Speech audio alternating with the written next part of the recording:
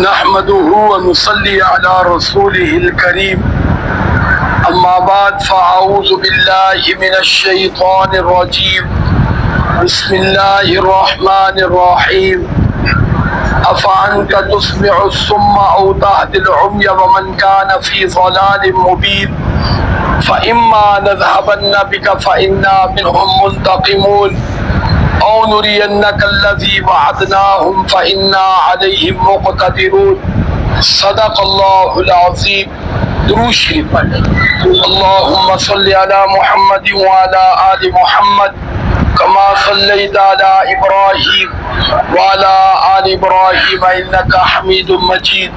اللهم بارك على محمد وعلى آل محمد كما باركت على إبراهيم وعلى آل إبراهيم إنك حميد مجيد. 25واں پارہ سورۃ الزخرف رکوع نمبر 4 آیت نمبر 40 41 اور 42 تلاوت کی گئی ہے. اللہ رب العزت پیارے آقا صلی اللہ علیہ وسلم کو تسلی دے رہے ہیں، کیونکہ حضور آقا صلی اللہ علیہ وسلم جب دعوت دیتے تھے اور لوگ دعوت سے انکار کرتے تو یقیناً دل مبارک دکھتا تھا، اور پھر جواب میں ان کا طعن و تشنیع بھی ہوتا. جن کو دعوت دی جاتی تو اور زیادہ دل آزاری ہوتی. تو اللہ رب العزت نے فرمایا افانت تسمع الصم، بس کیا آپ سنائیں گے بہروں کو، او تہدی العمی، یا آپ اندھوں کو راہ دکھائیں گے. یعنی یہ تو بہرے اور اندھے لوگ ہیں. تو حقیقت میں اندھا اور بہرا پن دل کا ہوتا ہے. یہ آنکھ اور کان کا اندھا اور بہرا ہونا اتنا خطرناک نہیں جتنا دل کا اندھا اور بہرا پن خطرناک ہے. اور دل کا اندھا اور بہرا عمومی طور پر دین کے معاملے میں ہوتا ہے. دنیاوی معاملے میں یہ لوگ بہت چست چلاک ہوتے ہیں. جس طرح حضرت علی رضی اللہ تعالیٰ عنہ کا فرمان بھی ہے کہ اپنے بیٹوں کو مخاطب کر کے فرمایا تھا کہ میرے بیٹوں ان بے وقوف لوگوں سے دور رہنا کہ جو دنیاوی معاملات میں تو بڑے چست اور چلاک ہو، ایک ایک پائی کا حساب رکھتے ہو، لیکن دینی معاملے میں بہت غافل ہو. ایسوں کی صحبت سے فرمایا دور رہنا. اور آج میں اور آپ مشاہدہ کریں تو یقیناً ہم بھی کسی نہ کسی درجے میں اس معاملے میں داخل ہیں کہ دنیاوی معاملے میں ہمیں سب پتہ ہے، کسی سے پڑھنے کی ہمیں بولو ضرورت.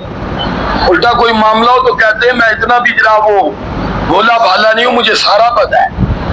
لیکن جب بات دین کی آ جاتی ہے تو اللہ معاف کرے بالکل ہی کوری.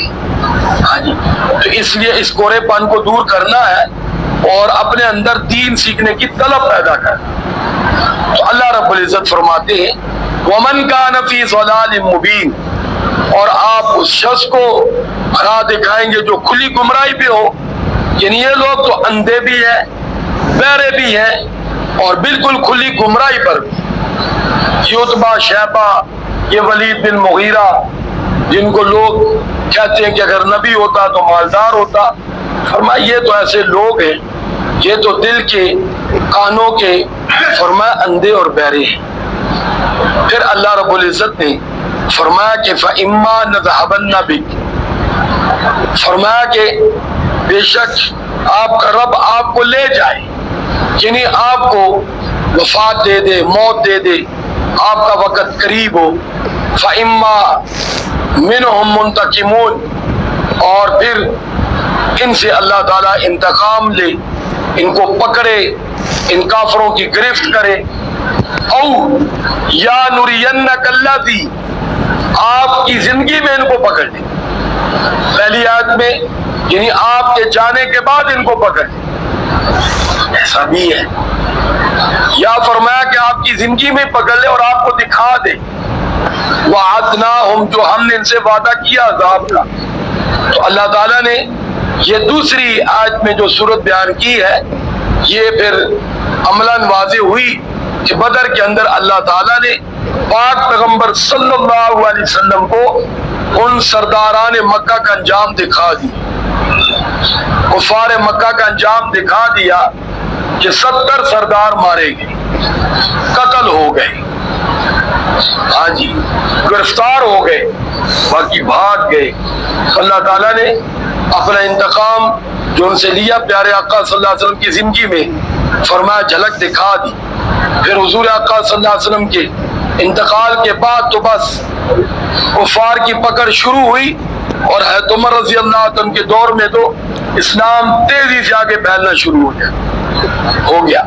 پھر فرمایا فَإِنَّا عَلَيْهِمْ مُقْتَدِرُونَ، بس اے محمد صلی اللہ علیہ وسلم ہم ان پر پوری قدرت رکھتے ہیں، کوئی بھی ہماری دسترس سے باہر نہیں ہے، بڑے سے بڑا کیوں نہ ہو، اس کو پاس دنیا کے بڑے سے بڑے اسباب کیوں نہ ہو، لیکن فرمایا کہ وہ سارے ہماری قدرت کے اندر ہیں، جب چاہے جس کو چاہے جہاں چاہے پکڑ، جہاں چاہے پکڑ۔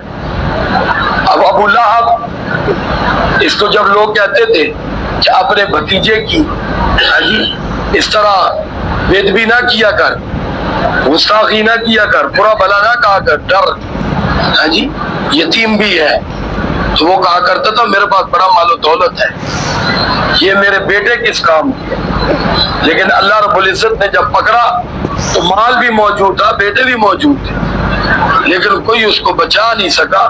ان بطش ربک لشدید، اللہ کی پکڑ بڑی سخت ہے، وہ جب پکڑتا ہے تو میرے بھائی اسباب کو ختم نہیں کرتا، بعض ان کے اسباب کے اندر ہوتے ہوئے پکڑ لیتے۔ ابراہیم علیہ السلام کے دور کا بادشاہ نمرود، اس کو جب اللہ نے پکڑا تو اس کے بادشاہت نہیں لی، اس کی فوج کو ختم نہیں کیا، اس کے اقتدار کو ختم نہیں کیا، فرمایا اس اقتدار میں ہی رکھا اور ذلیل و خوار کر دیا۔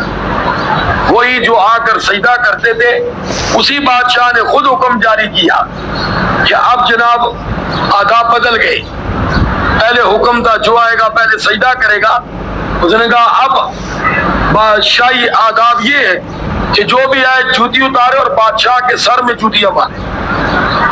اب اندازہ کریں کیوں کہ اس کے دماغ میں وہ مچھر گھسا کہ جو اس کے دماغ میں اس کو پریشان کرتا تھا، کہ جب سر میں جوتی لگتی تھی وہ مچھر سہم جاتا تھا، ظاہری بات ہے کوئی چیز ہو جس طرح وہ سہم جاتی، وہ سمجھتا تھا سکون آ جاتا ہے، سارے وہ جو کیا آ جاتا ہے۔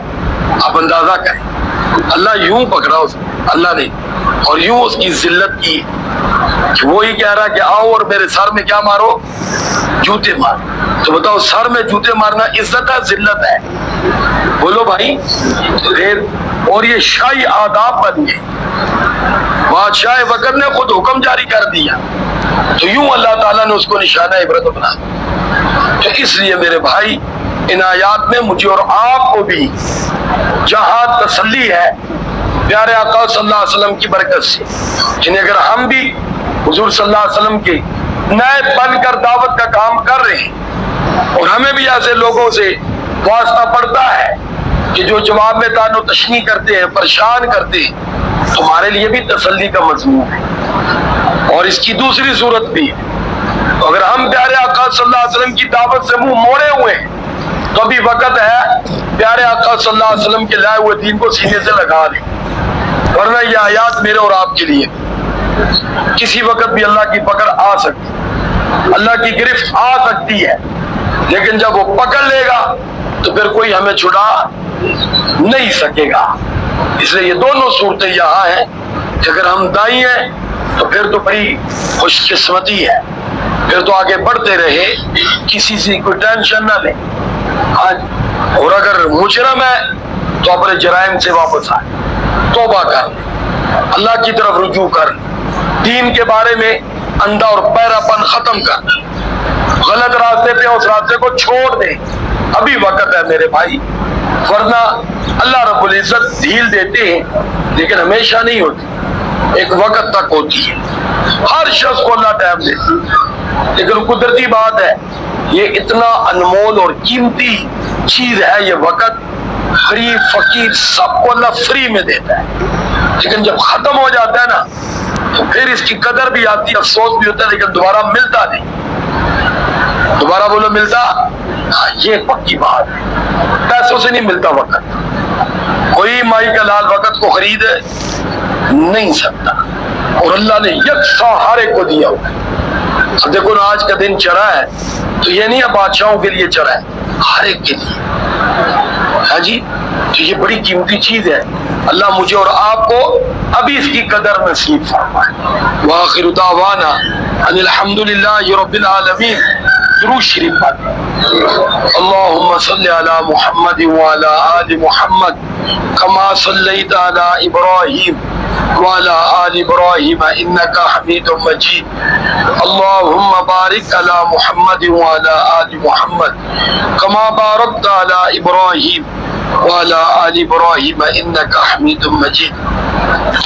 لا الہ الا اللہ محمد رسول اللہ۔